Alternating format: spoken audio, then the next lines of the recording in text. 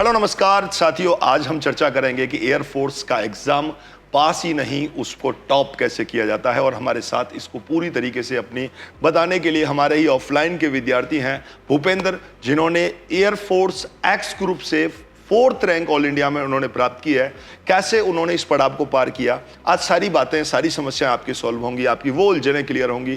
कैसे भाई साहब इस कट ऑफ को क्लियर किया जाता है, सब्जेक्ट वाइज कट ऑफ को कैसे क्लियर किया जाता है, फेज 2 में क्या क्या होता है, किन किन पड़ावों से होकर गुजरना होता है और कैसे उन सभी पड़ावों को क्लियर किया जाता है, वो भी फर्स्ट अटेम्प्ट में। जी हाँ, मैं बार बार आपसे कह रहा हूं, फर्स्ट अटेम्प्ट में पहली बार एग्जाम दिया, एयरफोर्स का फतह किया, एग्जाम दिया नेवी एमआर और एसएसआर का, उसे फतह किया और कैसे बेहतर तरीके से वो मंजिल तक पहुंच पाए, क्या उसका राज था, कितना स्टडी उनका प्लान था, कैसे फेज 2 के लिए अपने आप को तैयार किया, उन सारी चीजों की चर्चा करते हैं। जोधपुर के ही रहने वाले भाई भूपेंद्र और अपने ही जोधपुर शहर के डांगियावास, जहां का मावा फेमस है, उस जगह से ही बिलोंग करते हैं। तो मिलते हैं अपने ही विद्यार्थी भूपेंद्र जी से। अपने बारे में एक बार परिचय दें विद्यार्थियों को।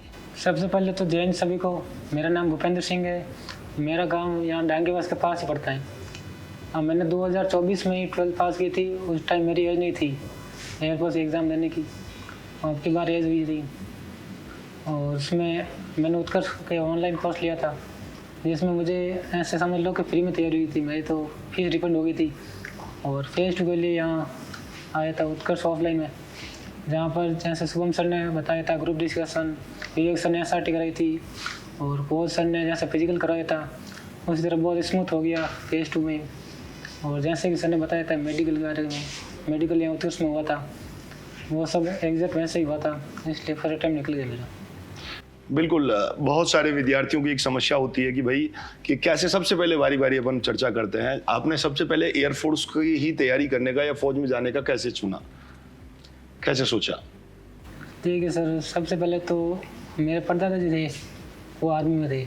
उसके बाद से 2-3 पीढ़ी से कोई गए नहीं आर्मी में। अच्छा, तो आपने ठान लिया कि मुझे आर्मी में ही जाना है। परदादा की जो पीढ़ी, परदादा से जो नहीं जा पा रहा है, वो मुझे आर्मी में पहुंच करके अपने आप को सफल बनाना है। 4 भाई थे, वो सब आर्मी थे, उनके सारी पीढ़ी आर्मी में।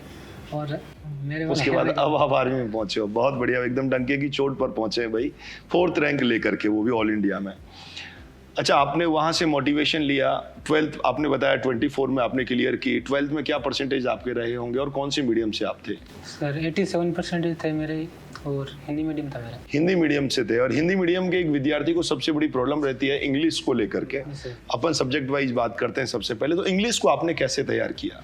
इंग्लिश सर जैसे विकास सर ने पढ़ाया था एयरफोर्स में, इंग्लिश जैसे सर ने पढ़ाया था वो उस लेवल का ही नहीं, सिंपल आती है। सर ने तो बहुत हार्ड क्वेश्चन कराए थे।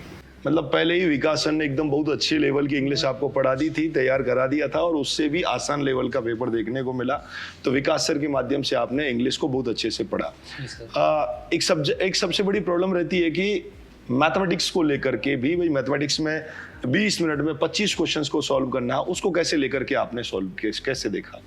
सर मैंने तो सेलेक्टिव टॉपिक पढ़े थे। सारे टॉपिक ऐसे पढ़ने जाते हैं, फिर सारे क्वेश्चन हो ही नहीं पाते हैं 20 मिनट में। ऐसे जो टॉपिक थे जिसके क्वेश्चन ज़्यादा आते हैं वो तैयार कर लिए थे बस। अच्छा, वो सेलेक्टिव टॉपिक्स आपने देख लिया और उनको अच्छे से तैयार कर लिया। कुछ सेलेक्टिव टॉपिक्स में आप बच्चों को बताना चाहें कि भाई ये टॉपिक्स तो पक्का यहाँ से क्वेश्चन आता है, याद है या भूल गए उन सबको? नहीं सर, वो तो भूल गए। सेट्स को तैयार किया था आपने? जी सर। ठीक है, मतलब कुछ टॉपिक्स इन्होंने देखे और उनको अच्छे से तैयार किया और देन अपने आप यहाँ से एग्जाम को इन्होंने क्वालिफाई किया है। फिजिक्स के लिए कोई पैतरा आप बच्चों को बताना चाहें? फिजिक्स में सर मेरा से था सेशनल कट ऑफ पार करनी है बस। सेशनल कट ऑफ पार करनी है और देन उसके बाद आराम से एग्जाम को क्वालिफाई इन्होंने बहुत अच्छे से किया है। अब लगभग कांस्टेंट कितने घंटे बच्चे को पढ़ना चाहिए, या आप टॉपिक वाइज पढ़ते थे या सब्जेक्ट वाइज पढ़ते थे, या फिर आपने कोई ऐसा क्राइटेरिया फिक्स कर रखा था मुझे 4 घंटे 6 घंटे 10 घंटे पर डे देना है? नहीं सर, ऐसे घंटे से नहीं होता, वो जैसे दिमाग में बैठाना पड़ता है। रोज क्लास होगी, उसके बाद रिवीजन, उसके बाद हाथों हाथ प्रैक्टिस करनी है। बिल्कुल बिल्कुल। फिर उसके बाद 2 दिन बाद फिर से वही रिवीजन। तो ऐसे दिमाग में बैठे नहीं, तो ऐसे भूल जाते हैं। बहुत बढ़िया, मतलब क्लास उसको तैयार करना है, बहुत सीधा सा फंडा है, कोई ऐसा नहीं है कि बहुत ज़्यादा मुझे 10 घंटे 8 घंटे पढ़ना है। जितना मेरे पास पेंडिंग काम है उसको अपने को करना है और उसका रिवीजन करना बहुत ज़रूरी चीज़ है, ये यहाँ से अपने को सीखने को मिली। अच्छा, मैथ्स की मैराथन में बार बार बोलता हूँ, आपने मैथ्स की मैराथन ली थी या मैथ्स की आपने ऑनलाइन क्लास ली और वो क्वेश्चंस आपको देखने को वहाँ मिले या नहीं मिले कॉपी वाले, क्या सीन था? मैथ्स की सर आपने पढ़ाया था, मैंने एक नहीं ली थी। पूरी तरीके से एकदम वो पढ़ाया था, वो पूरे तरीके से आपने वही पढ़ा और अच्छे से आपने एकदम पूरी तरीके से देखा और कहानी प्रैक्टिस पर ध्यान दिया, बस प्रैक्टिस पर ध्यान दिया और आराम से काम इनका यहाँ से हो गया। अच्छा, आगामी बच्चों के लिए आप क्या एक बार अभी संदेश देना चाहेंगे, उन्हें किस प्रकार से मेहनत करनी चाहिए और कैसे एयरफोर्स को भी लेना चाहिए? तो सर वो 12th के बच्चे होते हैं ना, वो जैसा निकलते हैं उनको बस ऐसे होता है, चुल मची होती है, सारे क्वेश्चन अटेंड करने हैं, चाहे सही हो मत हो, तुक्का लगाना है। उतने ही क्वेश्चंस करने हैं जितने क्वेश्चंस आप सही जानते हैं और वास्तव में एक्चुअल में उसका जवाब क्या है वही आपको आते हैं, उन्हीं को देना, मतलब नेगेटिव मार्किंग पर ही विशेष आपको फोकस करना है। यहाँ से ये अभी भूपेंद्र जी बताना चाहता है। भूपेंद्र जी, फेज 2 को लेकर के भी एक बच्चों के मन में बड़ा डर होता है। जैसे फेज फर्स्ट का आपका रिजल्ट आया, ग्रीन कार्ड आप लोगों को, जैसे रिजल्ट देखा, रिजल्ट में आपको ग्रीन देखा और ग्रीन से फिर आप आगे बढ़े 44 पॉइंट समथिंग जो भी आपके मार्क्स आगे मिले, फिर आपने जैसे ही फेज 2 के लिए क्या डर था आपके मन में और वो कैसे क्लियर हुआ, दूर हुआ? फेज 2 के लिए डर था ही नहीं, क्योंकि मैंने देख रखा था, मेरे 2 फ्रेंड यहाँ उत्कर्ष से तैयारी की थी। तो फेज क्या क्या नाम था उनका?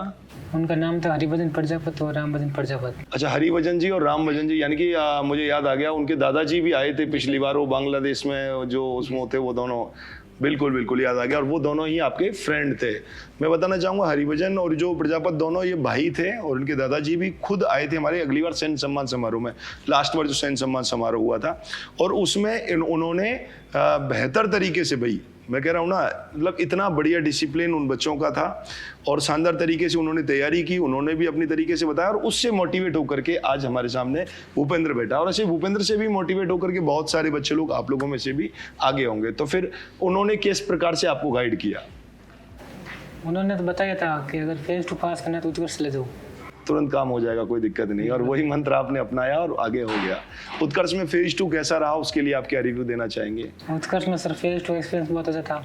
जैसे यहाँ पर सिंथेटिक ग्राउंड मिल गया और मैंने पहले रनिंग की नहीं थी, यहीं 2 महीने की थी, उसी में सर ने बहुत अच्छा करवाया वो साहब ने। और उसके बाद जीडी टाइमिंग ले आए और जीडी में तो शुभम सर ही परफेक्ट एकदम करवाया उन्होंने सारे वो रिव्यू दे दिए, कहाँ मिस्टेक हो रही है, क्या करना है क्या नहीं करना है, सब कुछ एकदम क्लियर तरीके से वो क्लियर हो गया। एसआरटी के लिए विवेक सर ने आपको प्रैक्टिस करा दी। जी सर। तो एक हिंदी मीडियम के विद्यार्थी को क्या जीडी में डरना चाहिए? क्या जो एक खौफ होता है इंग्लिश, मुझे आपकी क्लास में मैं बार बार आता था, इंग्लिश के कोई न्यूज़पेपर पढ़ रहा है, मैं बार बार कहता था कि नहीं देसी बच्चा आराम से लगता है, कोई दिक्कत वाली बात नहीं है। आप क्या कहना चाहोगे जीडी को लेकर के बच्चों की? नहीं सर, इंग्लिश का ऐसा कुछ डर नहीं होता है, वो ऐसा खुद के मन में होता है कि क्या इंग्लिश आएगी नहीं आएगी, उनको ऐसा कुछ नहीं, उनको बस कम्युनिकेशन स्किल देखनी आएगी बस, कि आप कितना अच्छे अपने विचार रख पा रहे हैं, मेन चीज़ वही है। और ये बहुत ऐसा कोई एसएसबी जैसा इंटरव्यू नहीं होता, बहुत बेसिक सा आराम से आप लोगों को अगर एक पॉइंट भी अपने रखे हैं आपने तो भी आपका काम यहाँ से हो जाता है ग्रुप डिस्कशन से। तो बहुत बहुत बधाई आपके लिए भाई, और बहुत जल्दी हमारा सैन्य सम्मान समारोह आपके बीच में होगा और उस सैन्य सम्मान समारोह में आप लोगों को भी जुड़ना है। जिन बच्चे लोगों ने अभी तक इसके आप लोगों को वीडियो के डिस्क्रिप्शन बॉक्स में एक लिंक आप लोगों को मिलेगी, उस लिंक को क्लिक करके आप लोगों को फॉर्म भरना है। आपका खुद का क्या रिजल्ट रहा वो भी हमें साझा करना है। बहुत सारे तमाम विद्यार्थी ऐसे हैं वो चाहते हैं कि सर मेरा भी परिणाम बहुत अच्छा आया है और वो रिजल्ट हम तक पहुंचाना चाहते हैं, तो वो आप उस लिंक को क्लिक करके उस फॉर्म को आप भरें। साथ में ही आपके किसी साथीगण का भी अगर इस बार PSL में नाम आया है तो वो भी अपना रिजल्ट वहाँ तक साझा करवाएं हम तक। बहुत अच्छा लगा आपसे मिल करके, निश्चित रूप से मोटिवेट हुए होंगे और भी ऐसे बहुत सारे विद्यार्थी जिनका भी भाई साहब इस बार सिलेक्शन हुआ है। मैं फिर कहूँगा वो बच्चे लोग उस लिंक को क्लिक करके फॉर्म भरें और साथ में सूचना करें। आपके अग्रिम भविष्य की आपको बहुत बहुत शुभकामनाएं। सबको भाई सैन्य सम्मान समारोह जैसे ही इनरोलमेंट लिस्ट आएगी, इनरोलमेंट लिस्ट आते ही सैन्य सम्मान समारोह उत्कर्ष डिफेंस एकेडमी का अपने आप में फेमस है और पिछली बार 7 घंटे का हमने कंटिन्यू एक ही सैन्य सम्मान समारोह चलाया था। आप थे उसका हिस्सा, मुझे ऐसा याद आ रहा है। कैसा लगा आपको, क्या एक्सपीरियंस था उसका पिछली बहुत बार? मजा आया, ऐसे पता ही नहीं चला दिन कब निकला। मतलब सुबह से शाम तक किसी ने खाना नहीं खाया और पूरी तरीके से कंटिन्यू एक ही एनर्जी के साथ, एक ही जोश के साथ और एक ही रिदम के साथ वो पूरा चला और बच्चों का बहुत सारा वहाँ अनुभव हमें देखने को मिला, बच्चों का उत्साह देखने को मिला।